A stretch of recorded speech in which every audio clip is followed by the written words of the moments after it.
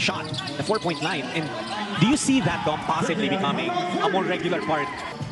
Coach Yang Yao has Asistio Mamuyak, Santillan, Ildefonso, and Ponferrada on the floor. Very young squad. Ito nang si Ponferrada, yung veterano, and he says, akong bahala. Mamuyak with 5 to shoot.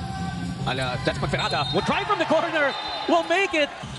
They played with a slower pace than what we're seeing right now, but 96 points already. They had already had, wow, what a layup there for Lalak. Everyone in uniform, nagamit ni Coach Yang, just as we expected. Tio, he's got 6. Man, he's getting reps in on that move, Dom. Lahat ng points niya here in the second half, nanggaling sa ganung klaseng move, attacking the closeout.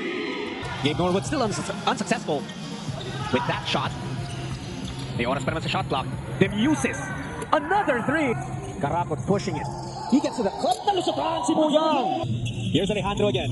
Swinging it to Zelda over Norwood. Oh, that shot took a lot of blocks from there. Ako ganyan yung pakiramdam ko, pero madalas ako sino man yung Norwood got hurt. Gabe Norwood is shaken up here. A huge plaster that's on his head. It keeps it intact. Soyut gets a basket underneath. Pito na lang. Karakot working against Azul. Karakot, no. Santillan on the second try. Zelda dire-diretso. Iwan kay Soyut. Raul. And he's able to muscle that in. The jury is always out on players. Game in, game out. 5-point game. Bumabalik dito ang Pheonix. Belga. Straight to the cup. Pheonix badly needs a stop. Karakot. To the bata, corner 3. That's money. It's a 113-104 victory para sa Rain or Shine Glasgow Painters, delivering the first loss of the Pheonix Super LPG here in PBA on tour.